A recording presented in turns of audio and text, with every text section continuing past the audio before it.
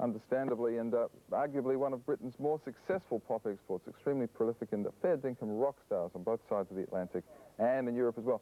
It's taken them a little longer to crack it in Australia, and in fact we heard recently that they'd blown out their show in Melbourne tonight. I spoke to Martin Gore the other day about their international success in the States that caused the fair dinkum riot and lots of other stuff. Depeche Mode.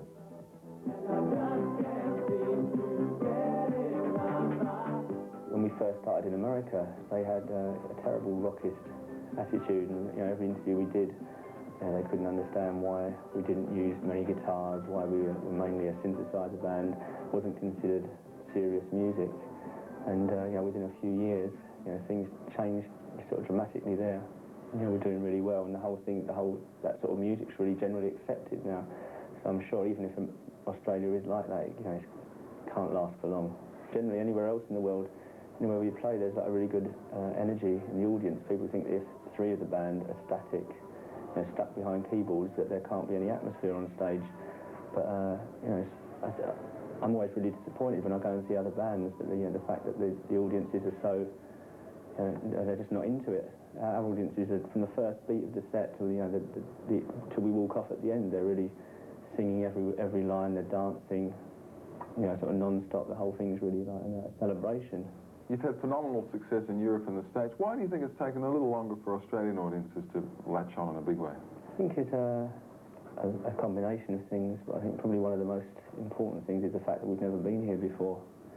We've always placed a lot of importance on touring, and when we first started playing in Europe, the audiences were small, and that you build on your following. You start getting some kind of sort of foundation, and you just build on that every tour. This is the first time we've been here, so I think that's probably the main reason.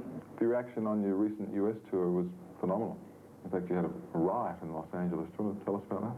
Well, I think apart from all the riot stuff, one of the funniest things about that evening was I was feeling really, really ill, and I didn't think I was actually going to make it there anyway.